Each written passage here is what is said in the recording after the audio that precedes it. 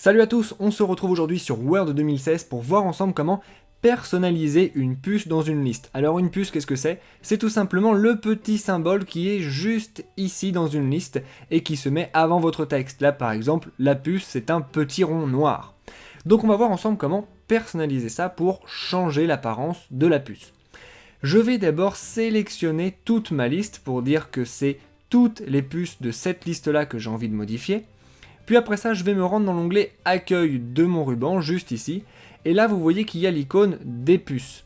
J'ai aussi un petit bouton ici pour ouvrir un volet déroulant, donc je vais tout simplement cliquer dessus. Et là, vous voyez que j'ai accès déjà à quelques puces un petit peu différentes qui sont déjà présélectionnées par Word. Mais ce qu'on va faire, c'est qu'on va aller un petit peu plus loin. Nous, on va cliquer sur Nouvelle puce.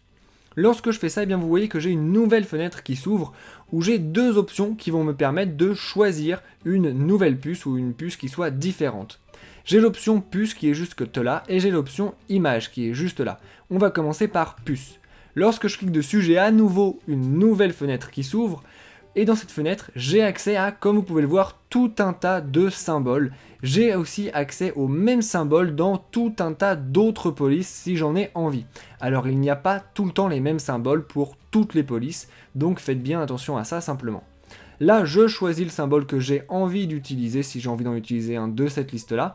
Par exemple, je vais choisir ça, je vais faire OK, et c'est maintenant ma puce. Je peux aussi choisir une image que j'ai moi-même sur mon ordinateur.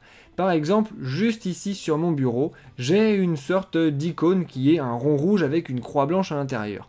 Si j'ai envie d'utiliser ça comme puce, eh bien c'est tout à fait possible.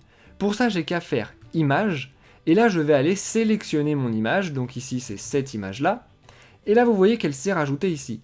J'ai plus qu'à faire OK, et elle va être redimensionnée toute seule pour pouvoir me servir, exactement comme vous le voyez ici, de puce de texte. Vous savez donc maintenant comment personnaliser les puces de votre liste.